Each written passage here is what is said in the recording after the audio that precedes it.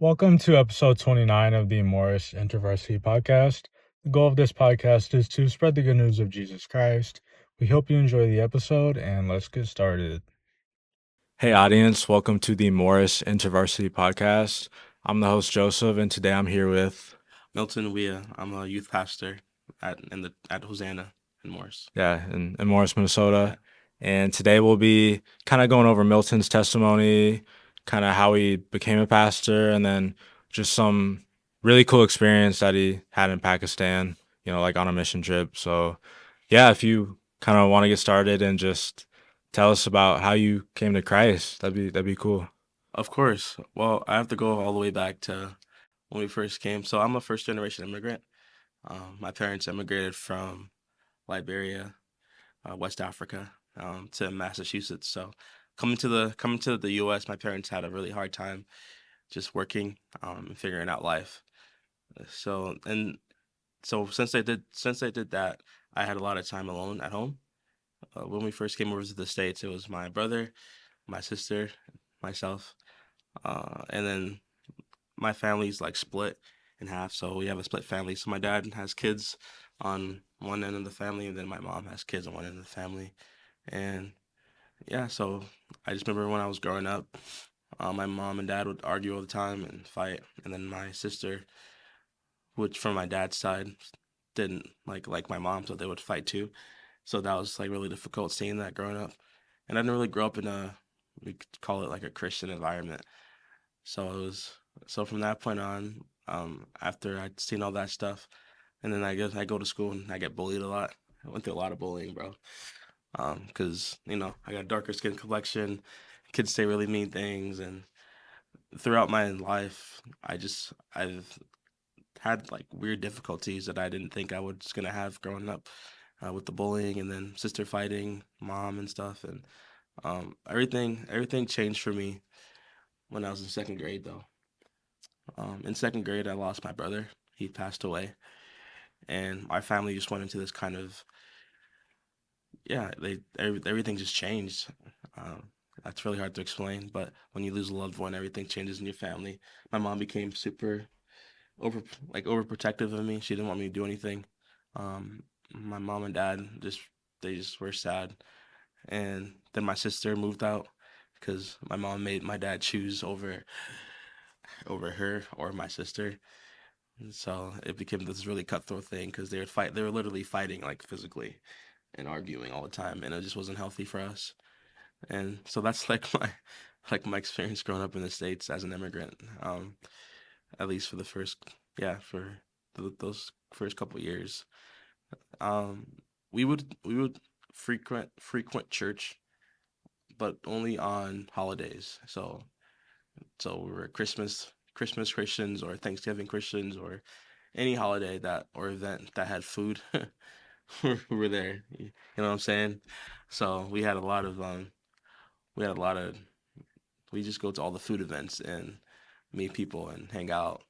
Um, so that's my experience with like the Christian like faith up to when I was in high school. I just thought, oh, this place is nice because they like feed us, and then we may like shake people's hands and give them a high five or whatever. I never really understood what the pastor was talking about because I'd be in the back with my friends, just like messing around, doing whatever, and just being a goofball. Um, so yeah, I never really, not until I was when I was it was when I was like 16, things really started going into more perspective for me. I feel like I started thinking more about things that happened in my past because my family did a really when they deal with grief, they do a really bad job at dealing with grief. We just ignore it, we don't talk about it, and we glaze over it. But when you lose somebody like your brother, that's kind of a big deal, right? That's probably something that you should talk about. And I just never got that. When I when I was 16, I had met this girl as part of my testimony, and we became like a it was like a codependent relationship, and it was really toxic. It was so toxic. There was this one time we were working at a pizza place, and I went on lunch break, and she like saw me on lunch break with one of our friends, like one of our coworkers, and she was like getting really mad. Hmm. And then once she had left, and then she wrote this whole thing about how like terrible of a person I was, because I was like having lunch break with a coworker who happened to be a girl. Yeah. So she thought that was like, I'm like, what are you talking about, bro? That's like, what's going on? Yeah. But we were both like bad though. I was manipulative. She was manipulative. It just wasn't a great situation. But that relationship was my first. I would say my first example of what I thought love was. You know, and that's something I had been searching for a long time, like love, because I had that sort of from like my family.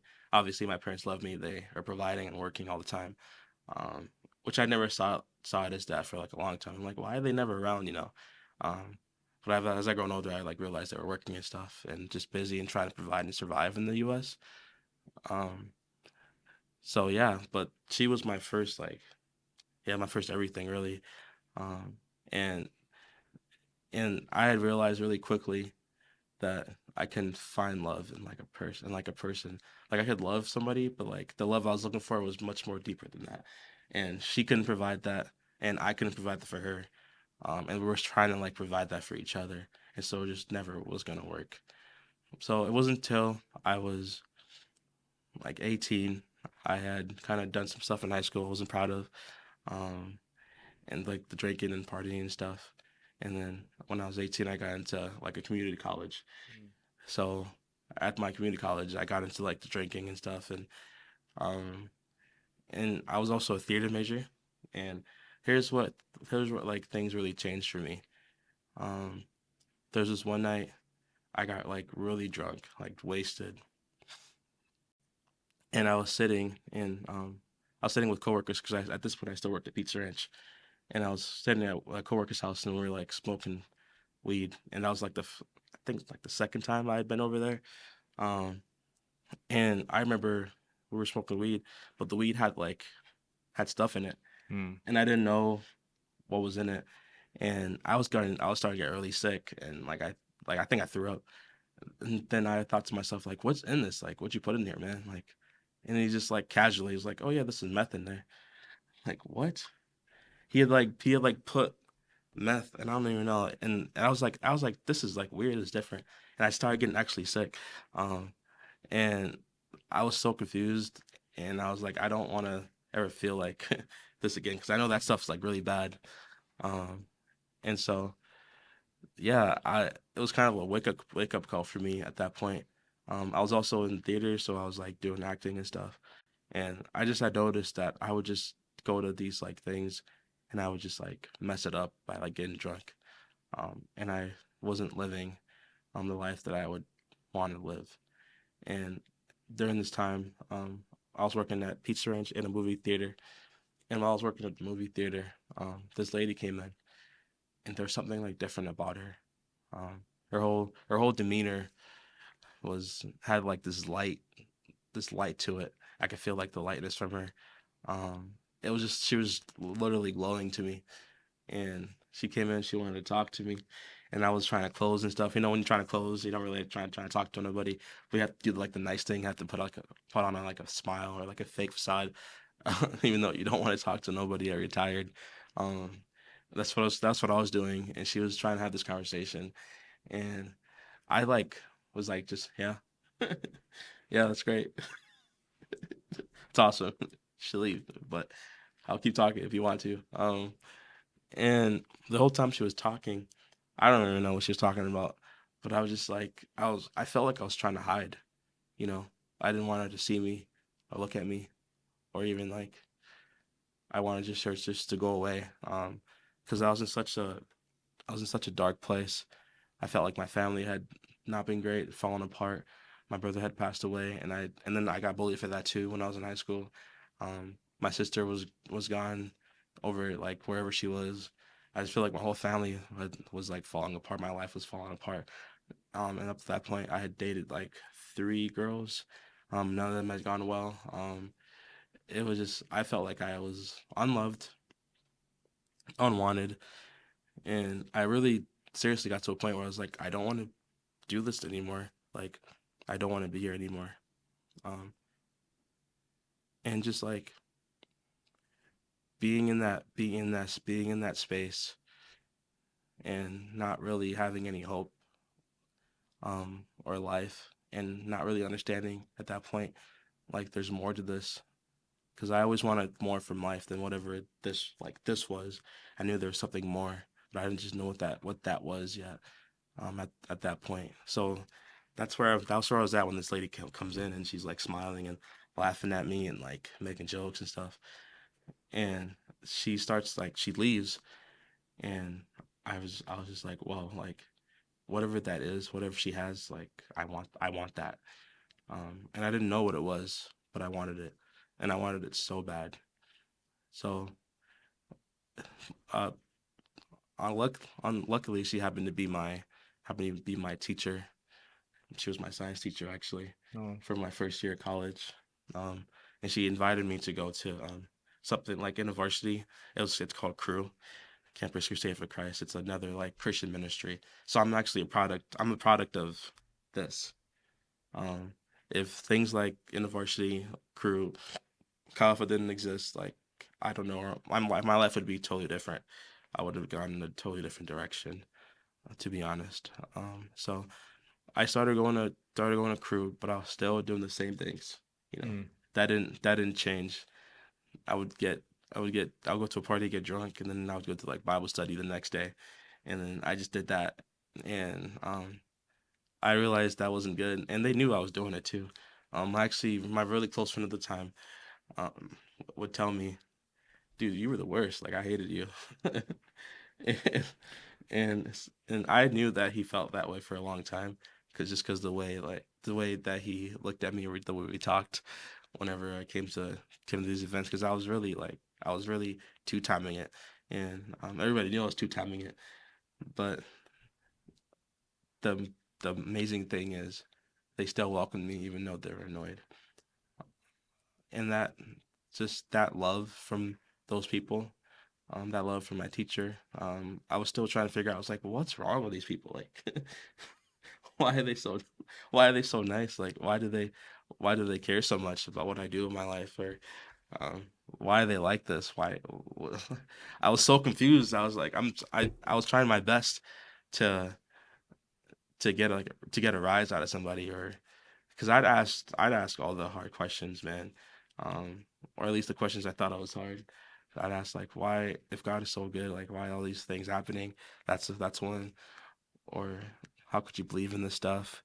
Or just on and on. I just asked so many questions, and they never looked at me like I was an idiot. They always looked at me with from a place of love and answered my questions. And so after that point, I was going to Crew for a while, and didn't believe in Jesus, to be honest, if you can believe it or not. I didn't believe in Jesus at all. I thought that this is just a good time. Again, a place where people are nice and there's food sometimes, because that was my idea of like Christians and the church from early on. So, oh, there's food, people, and they're nice, and why would I not go to that? So, it wasn't until I went on a mission trip. So I got saved on a mission trip. Crew does this thing where they do winter conference, and all these college students come together, and they worship God, and there's like Bible stuff and preachers and all that stuff. It's a big concert, big event. And then there's a New Year's party right after or during it too. And I went there that first year. And they had brought up this. It was a mission. It was the mission time. They have different things you can go to. They have like mission focused stuff, Bible focused stuff, just different sections. And I was at the mission focused meetings, and they were talking about missions, and they had got to the point where they everybody was praying. And I don't tell people this story a whole lot, but there's a guy that was next to me that was also praying, but I wasn't praying. I was I was doing the whole, this is great. Yeah. This is a good talk. um, but then he was praying, and everybody was praying, and I felt something. I felt moved. I was like, I should probably pray, but I didn't pray though. The guy that was next to me, I was like, hey, he was like, bro, he was in deep. Yeah. Like he was like crying and stuff. Oh wow. He was in deep, And I like tapped him on the shoulder like really hard. He looked at me. It's like, what? Yeah. Yeah, for real. He looked at me. He's like, what? And I was like, it's like, hey, bro, where are you going for a mission trip? Like genuinely, like, and I was pretty oblivious to it. I was like, I didn't really care that he was praying. Yeah. I was just because I didn't think it even. I was like, oh, this is just like whatever. Yeah. But he looked at me and he was so mad at first, but I saw his face change, and he had realized something. He realized that, oh, like this is a genuine question. He doesn't know, you know. Um, and he looked at me with so much love at that point, and there was that like love again. I've been talking about from ever since I was younger with these like Christian people, and even with the crew people. It was the same. It was the same kind of love I saw in his face, and in like a really gentle way, he told me he was going to New Jersey, and I was like, okay, that's cool. And from that point on, we became like really close friends. We talked all the time. He went to New Jersey, and I went to a place called North Myrtle Beach, South Carolina, and that's where it gets really interesting. Okay, so I get to this North Myrtle Beach, and we have our first service. They're talking about we're gonna go out and we're gonna spread the gospel, and Hmm. we're gonna go to these beaches. We're gonna go evangelize, and I'm there like I ain't evangelizing. Yeah. I'm not. That's not what I signed up for. I signed up to have like a fun beach vacation. Yeah. Listen. Oh, what the heck? This is weird. I'm like, oh, these guys are serious. Like they're doing this. I was like, dang, I don't want to do this. So we go on this beach, and I'm just in the back, and we go out with leaders at first, and my leader's sharing with this random person. We got rejected like a couple of times, which was they were like, yeah, people are gonna reject us, but that's fine. Um, Anyways, yeah, I was in the back and I was just watching my leaders do it. I was like, this is great. I could do this all year, or I could do this all summer. I just have to sit back here and chill and Yeah. they'll do all that stuff. Um, and then we came back and they had mentioned that I don't know if Crew still does this, but every week, like once a week, we would do a date night with Jesus. So it would be an hour or 2 hours, I think 3 hours. It's just you and Jesus in your Bible. And I was like, bruh, 3 hours, 2 hours. I haven't spent 5 minutes in scripture. I don't they expect me to like do this like 2 3 hour thing. Like I'm not doing that. You know what I'm saying? No. Like I'm not getting into that. That's no good. Um, but like it was a day to do it, and I had bought a Bible before I came because I was like, oh, I'm going on the Christian thing. I should probably buy a Bible, right? Probably a good idea. Yeah. So I bought a Bible, but I wasn't planning on using it. I was just there to have fun, you know. Um, so I they had sent everybody out, and I was like, I'm just gonna go to the beach and just lay on the beach and chill and talk to people or something. I don't know, Yeah. like by myself, and then come back and say that I did it, you know, because like why not just like lie, you know? Well, they're not gonna know the difference, right? Um, but in that moment, and this is where everything like changed for me. Um, in that moment, I felt such a strong conviction. It was something was telling me like this is it, you know. Um, this is your chance. This is like your last chance. You can choose to follow me, or you can choose whatever else that path would have led to. And it was just so strong. It was really heavy, you know. And I just thought about all the things that happened in my life and how honestly depressed I was. And I was like, I don't want to be depressed anymore. I don't want to go through these emotions anymore. I want something better. Something more. Like that's something more that I was talking about earlier. I knew there was something more. And instead of going to the beach like I had previously thought about, I grabbed my Bible and I went to the park and I sat on a bench. Okay. And I sat there and I opened my Bible. For the first time in my life, I understood the gospel. Um, I don't even remember what I read, but I'd been going to church and like these Bible meetings and all these things, and I had heard the gospel, but I didn't understand it, or like why people were the way they were. So I remember opening my Bible and just this something came over me. Like I recognize it now as the Holy Spirit.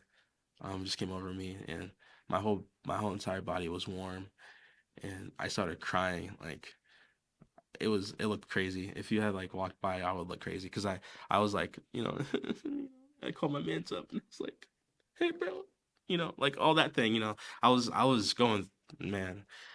Honestly, if you would walk by, you'd be like, what's wrong with that guy? He's like crying and cussing and stuff and yelling at God. Like it was that kind of episode. I was mad at God. I was like, Lord, like why is all these things like this isn't fair? I hate you. Like I don't want to be here. Like why am I here? And then just in that moment, I was like, God, why haven't you been there for me? And I've been pursuing you this entire time. And in that moment, I heard a voice that just said, I've been there the entire time since the beginning of time, and you just haven't noticed me yet. Um, and that's like the beautiful thing. And that's the gospel. I mean, God God came reincarnated as man on earth, died for your sins, and um, and he knew that we were going to sin and kill him and do all these things, and yet still he died for us, and I understood that more than I ever understood anything at that point in my life. And I just like that's like the most beautiful love story I've ever heard. That God himself came down and died for you because he loved you so much. Like, what kind of God does that? And I was like, well, whatever kind of God that is, that's the kind of God that I want to serve. A God that loves people with everything, reckless love. Um, so from that moment on, after that like crazy episode happened, things in my life started changing. I noticed that I became a lot more joyful and genuinely happier. Um, I genuinely started loving people more, and not just for like their food and stuff. I generally started caring for people, and that entire summer, I was on fire for Jesus, man. Like we'd go to like restaurants, and I like sit next to people and like be like, hey, like, do you want to have a conversation about God? Is that something you'd be okay with? And the worst they could say was, I mean, that's not the worst they could say. They could say no, like they could curse you out, but like sometimes those will lead to the best.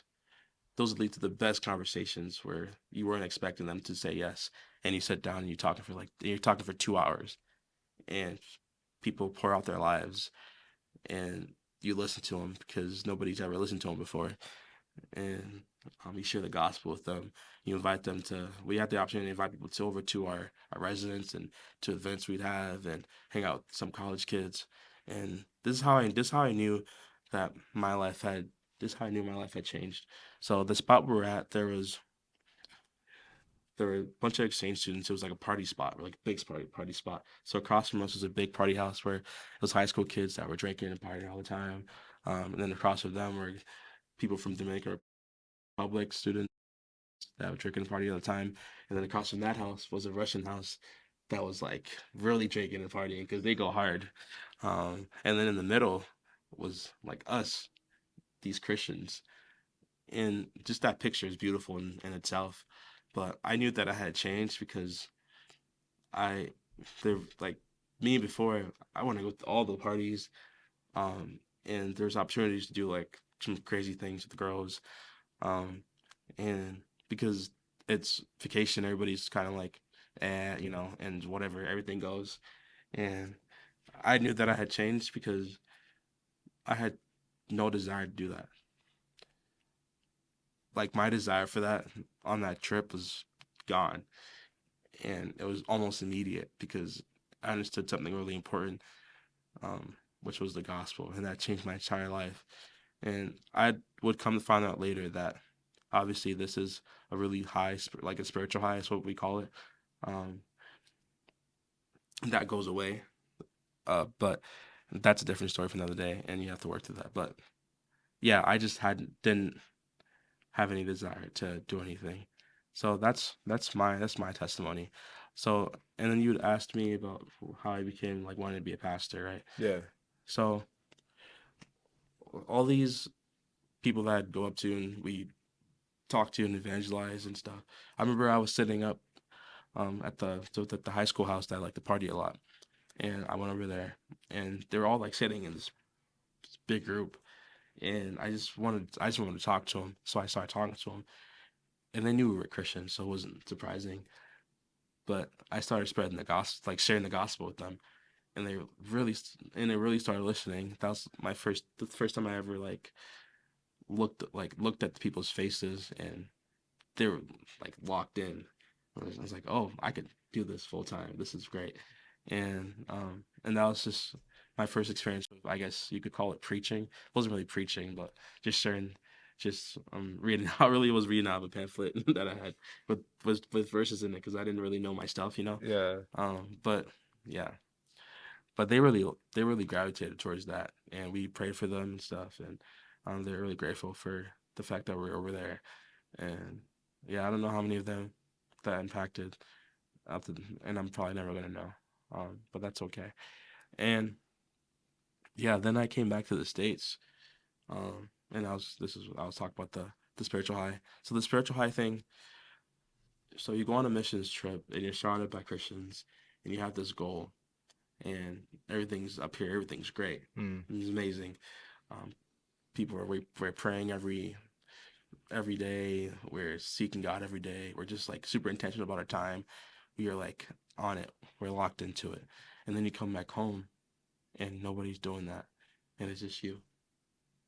That's a totally different shift from like lifestyle to lifestyle. That was hard for me. I wanted to revert back to my old ways and doing the things I was doing before. And this is 2019, so this is COVID year. So I have a lot of things in my mind, and I think of my future. And I had known at that point that I couldn't go back to the college I was at just now. I had to go somewhere else. So I decided to.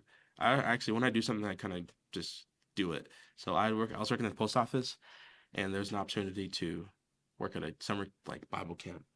And I was like, oh, like I gotta work at the Bible camp. So I had quit my job at the post office because they wouldn't let me like work out for like a month, which I mean, Yeah. yeah, like no. I'm like, okay, I quit. Yeah. So I quit my job at the post office. I'm like, I'm gonna go do this for a month, and they're like, okay. So and I did that, and I was making really good money too. My mom thought I was really dumb. My parents thought I was dumb, which was, anyways, yeah. So I did that, and long story short, I had this camper. So at camps you have counselors and campers. I mean, you guys probably know this, but I had a bunch of kids in my room that I had to watch over because they're little rascals and they want to like sneak out and stuff. But there's this one particular kid that was really a rascal that just like wanted so much attention, um, and just would cause a lot of like problems for people, which was fine. I had taken him out so we were having a service, and he had like been making like an episode or yelling and stuff, and I just like walked out with him, and I was like, hey man, like why are you doing that? Just to genuinely ask and see where he's. And I was telling me about his family and stuff, and we just had this really good conversation, and I for the first time, like, he's like, you're actually listening to me, and I'm like, yeah dude, like I genuinely care about you. And he like looked at me, and this kid never says anything smart. He just says like really dumb stuff. He looked at me, and with such a like serious face, he's like, you should be a pastor. I'm like, what? I was like, shut up. Like, you don't ever say anything smart. Like, don't say that to me. And I've been thinking about that whole summer. I was like, I really want to go into ministry. And that kid kind of like, in a sense, confirmed my call to ministry. So, and that's how I started my path to be a pastor, and that's my testimony too. So, yeah. Yeah. If That was a lot. It's a lot. Yeah, it was a lot. But do you want to talk about like you went to Pakistan Yeah, or yeah. kind of like that whole experience? Yeah. So I went to a Bible college, um, and our Bible college they shut down every year, and they do for like a week instead of spring break. They do mission trips. Mm. Um, so one of the mission trips I went on was the one he just mentioned was Pakistan. And before I went to Pakistan, you hear about all these things going on in the Middle East. People are scared. You don't want to go over there.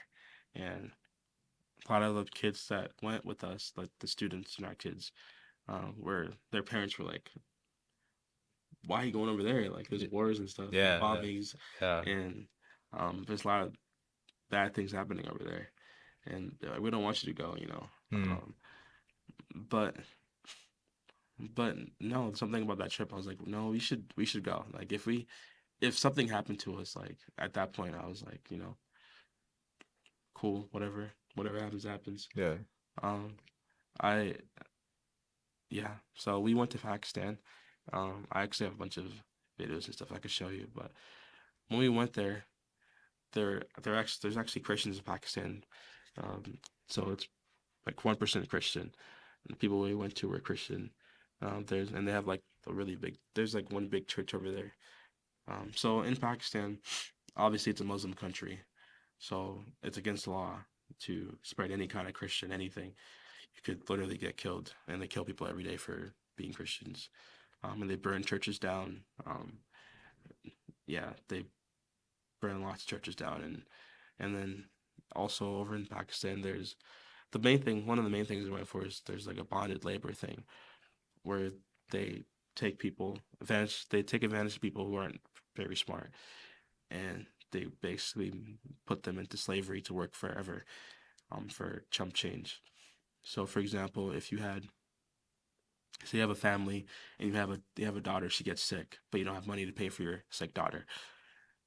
There's this company, this group of people that would come to you and be like, hey, we'll pay for your daughter to have these treatments, but we want you to work for us, and that's how they get you. Like, well, they pay for the treatments, but then um, they trick you into work for them for the rest of your life, and they make you sign this contract that says like, yeah, we're basically working for until we can pay off this debt. And this debt isn't actually that much money, but you're working for them and they don't pay you anything. So they, in that sense, they pay you way less, so you're not able to actually afford to pay the debt off. And then they keep families in the slavery thing for years and years and years on something like, we'll say the debt's $200. In our eyes, that's $200 shouldn't be enough to keep generations of people in Like it's like legitimately like $200, like like some that. debt, yeah, or less than that. Like, it's not that much money really, if you put it in perspective. Um, and that's what's happening over there with the brick. They call them brick helm. Look up if you want to find out more information. Look up build brick helm ministries, and you'll see Brick helm. brick helm. Yeah, Brick helm. yeah. So they build infrastructure for people in Pakistan. Like they build buildings out of bricks, Okay. and they make bricks. That's kind of their big thing. So it's free labor. It's a free labor force. Or I thought I had to sneeze. Oh, I did. Anyways, so that's one of the things we went over there to, and organization we worked with, they free people out of that. Which, because again, it's not that much money. They also do like they take a lot of the younger people that are sick and are sick and about to die. They help them with healthcare, and they bring them to these orphanages, and they feed them, educate them so they can help their own families. Because education is important. Because if these people were educated, then they'd be able to get out of this, but they're not, and that's the big thing. Um, but yeah, that's one of the things we did. We also had met with this Muslim lady. So her story is not super unique, actually. A lot of Muslims that convert to Christianity convert through dreams and visions. There's many testimonies on YouTube, or yeah, YouTube. You can find people converting to Christianity because Jesus came to them like in a dream.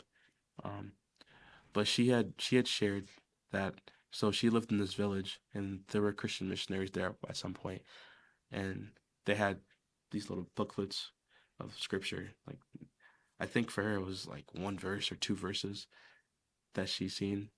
And I don't remember the verse. I think it was something like, "I'm the way, the truth, and the life. No one comes to the Father except through me." I think that was the verse that she saw. Um, and she remembers seeing this as she was like a little girl walking, and she just picked it up. And she started reading it like every day, and she started having these like visions of Jesus. And she's telling us this. So obviously, again, it's illegal to share this, so we have to be in like a really secluded private place. With our, we're in a bus, and like our shades are down, and yeah, it was just really, yeah, really private place. And she's telling us this, and I and in my okay, I'm just gonna preface. So when we first got there, the people we worked with were like praising us for being like good Christians or whatever. Like, man, we love seeing other Christians. You guys are great. We don't really get that here. Um, and they're like telling us, man, you guys are amazing. And I felt terrible because I'm like, I'm not in a country that's being prosecuted for my faith. I don't live every day with the thought process that if I walk around, I could get killed for my faith because people don't believe in that and it's legal. So when the guy told me that, I was like, I think you guys are amazing because they're living more near like the first century church than we are. Um, and it's like, you guys, your faith is amazing. Like, they're burning people, they're shooting people, putting people in jail, and you're still here doing ministry. You're still here serving God. Like, that's that's amazing. That's commendable. So don't like, I like took the compliment, but like I wasn't. It kind of didn't make me feel. I was like, oh, Yeah. yeah. I was like, oh, I haven't really done. I haven't really suffered for Christ in the sense that you're suffering for Christ. Is there really suffering for Christ over there? So that's kind of the mindset I was at the entire time, and it was also what's the what's the big thing? Was it Ramadan? Yeah, it was Ramadan. Hmm. It was Ramadan, so it was really like, oh yeah, the big bells and the nice chapels and all that stuff. It's happening. Anyways, so this lady was telling us about how she was a Muslim, and she would be going to like the